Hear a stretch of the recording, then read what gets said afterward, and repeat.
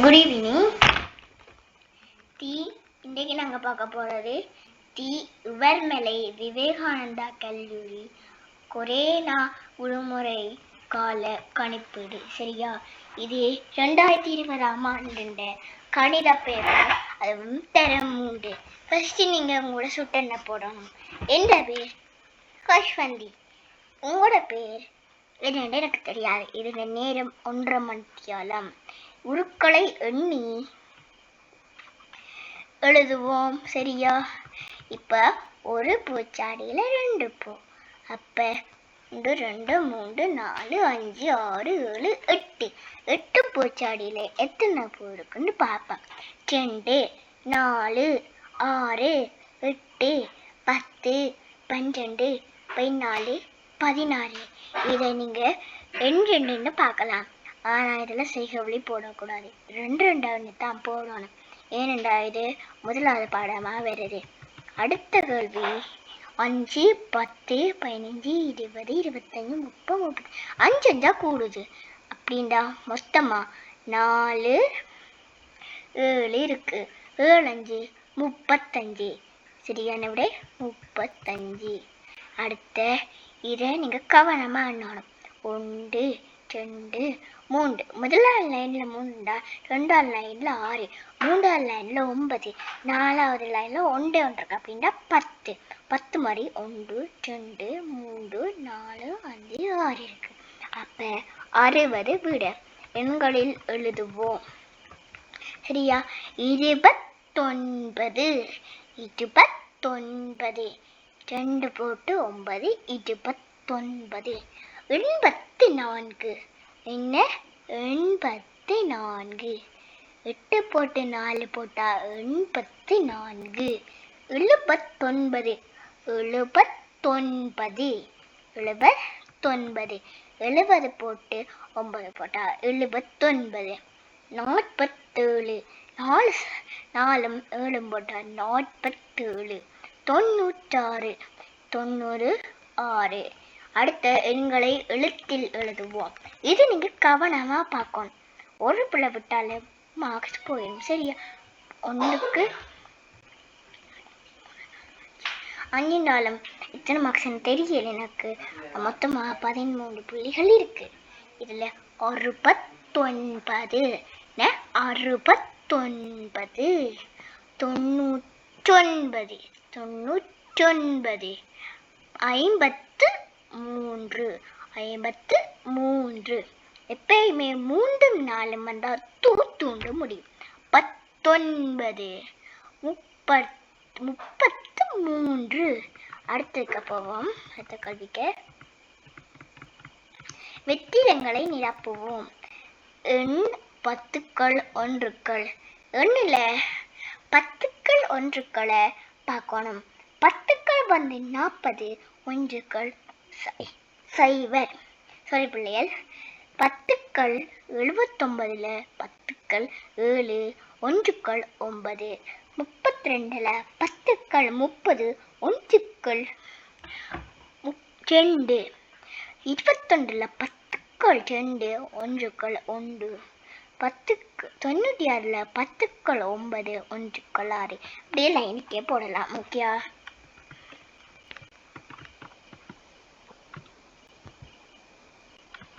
அடுத்தது எண்களை கூட்டுவோம். விடையை எழுதுவோம். 6 3. 6 3 சுலபமாவே கண்டுபிடிக்கலாம். அதுக்கு கையாலையும் கண்டுபிடிக்கலாம், மனதாலையும் கண்டுபிடிக்கலாம். சரியா? 6 மனதுக்க வச்சுட்டு, பெரிய நம்பரை மனதுக்க வச்சுட்டு 7 8 9 3 நம்பர். இப்போ 3 கிடக்கு. இப்போ 3 நம்பரை கையில் இப்படி பிடிச்சி எண்ணினோம்டா விட 9 வரும். சரியா? இந்த 4 மனதுக்க வச்சுட்டு 2 5 6. நான் உங்களுக்கு விளங்க முடியாததுக்காக தான் இப்படி சொல்லி கொடுக்குறேன். நான் விவேகானந்தத்தில் மாகாணம் மட்டும் போயிட்டு வந்தேன். சரியா? அடுத்தது 7 2 9, 1 2 8, 5 0 5, 4 2 6, 6 2 8, 2 3 3, 7 3 8, 7 3 8. கூட்டி விடையை எழுதுவோம். சரியா? 40 37. இதை நீங்க எப்படி கண்டுபிடிக்கணும்டா? சில விட வடிவான விட சரியான விட கண்டுபிடிச்சிட்டு பிள்ளையா மாற்றி எழுதிடுவீங்க. அதுக்கு சரியான விட சரியா வாரது அந்த ஒரு 10 ஒன்றுக்களை எண்ணணும். சரியா பிள்ளைகள்? சரியா ஃப்ரெண்ட்ஸ்? எப்படின்னா ஒன்றுக்கள் முதல்ல 40 0,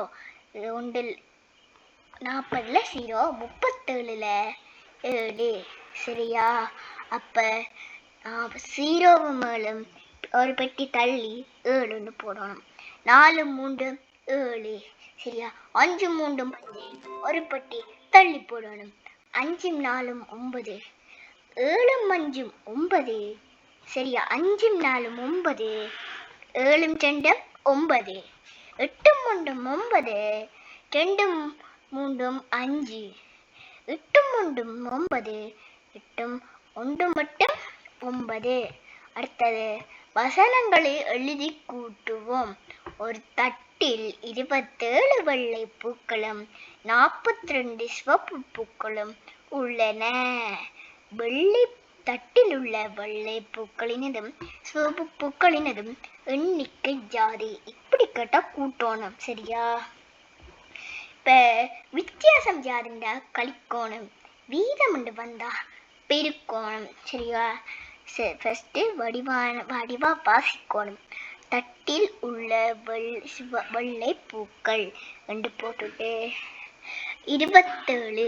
தட்டில் உள்ள சிவப்பு பூக்கள் போட்டுட்டு 42. சரியா? தட்டில் உள்ள மொத்த பூக்களின் எண்ணிக்கை என்று போட்டுட்டு அதற்கு தட்டில் உள்ள 27 42 போட்டிருப்பான். அப்படி போடக்கூடாது. சொறி பிள்ளைகள், கொஞ்சம் மாறி சொல்லிட்டேன். தட்டில் உள்ள சிவப்பு பூக்கள்லாம் கூடுதலாக வந்ததைத்தான் நாங்கள் ஃபர்ஸ்ட் போடணும். சரியா? சிவப்பு பூக்களை போட்டுட்டு பிறகு வெள்ளை பூக்களை போடணும். சிவப்பு பூக்கள் 42. பிறகு கூட்டல் அடையாளம் போட்டுட்டு 27 போடணும். பிறகு தட்டில் உள்ள மொத்த பூக்களின் எண்ணிக்கை போட்டுட்டு 2ஐயும் கூட்டணும். அடுத்த கேள்வி, ஒரு கிளையில் 47 பூக்கள் மத்திய கிளையில் 32 பூக்களும் உள்ளன. 2 கிளைகளிலும் உள்ள பூக்களின் எண்ணிக்கை யாது? இப்ப ஒரு கிளையில் உள்ள பூக்களின் எண்ணிக்கை 47.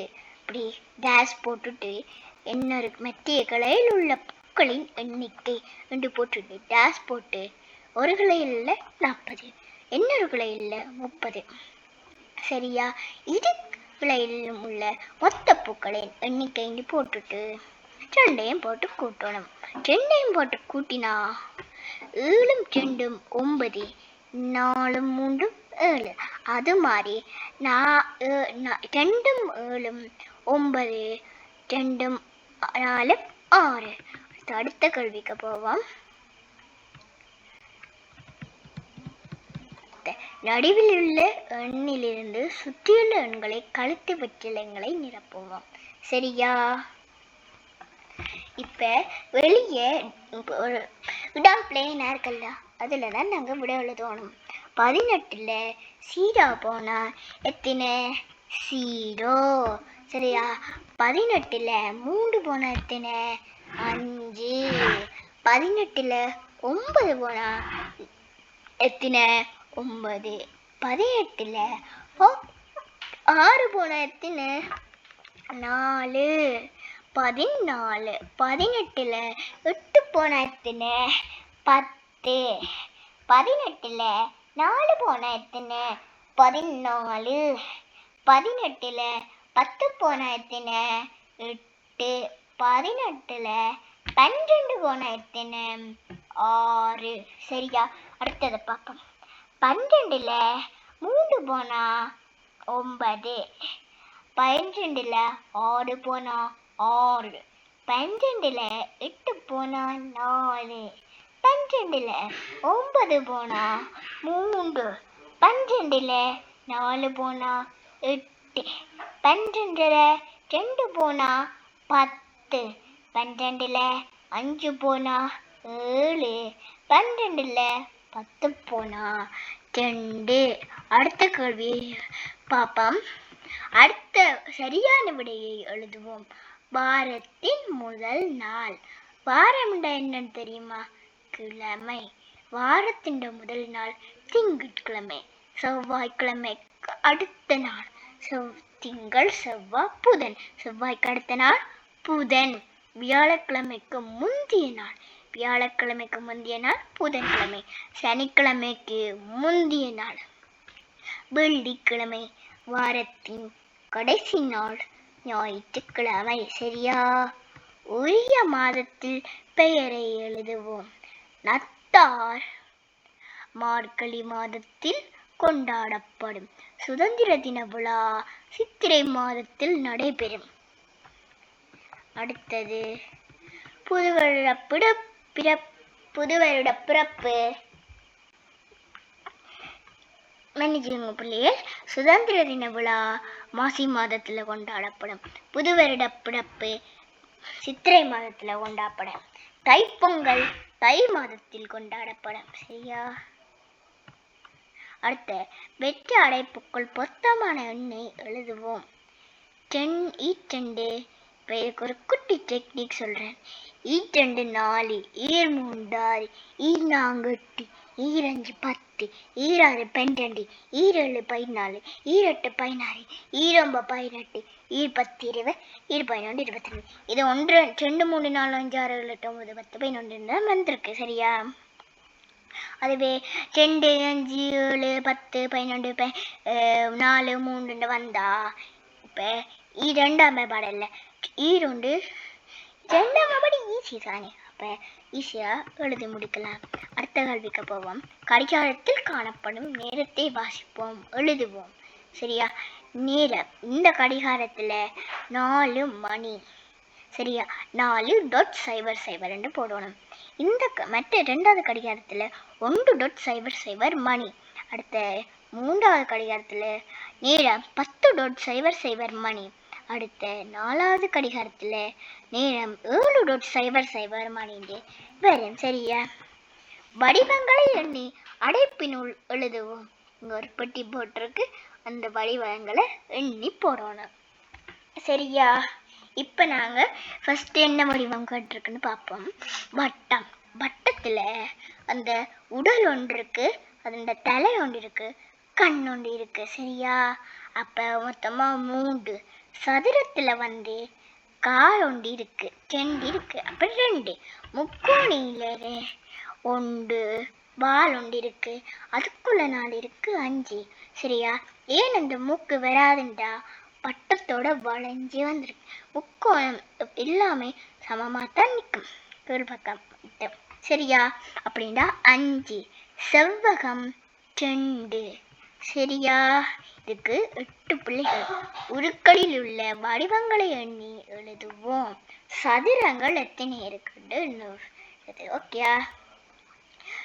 இதுல மேல இருக்கிறதுல 1, அதுக்கு கீழே ஒரு குட்டி பட்டி இருக்கு 2, அங்கால இருக்கிறது 3, அதுக்கு கீழே 4, அதுக்கு கீழே 5, அதுக்கு மேலே 6, அதுக்கு பக்கத்துல 7, அதுக்கு மேலே 8, நடுவுக்குள்ள எல்லாத்தையும் சேர்த்து 8 4 9, மொத்தமா சேர்த்து 10. சரியா?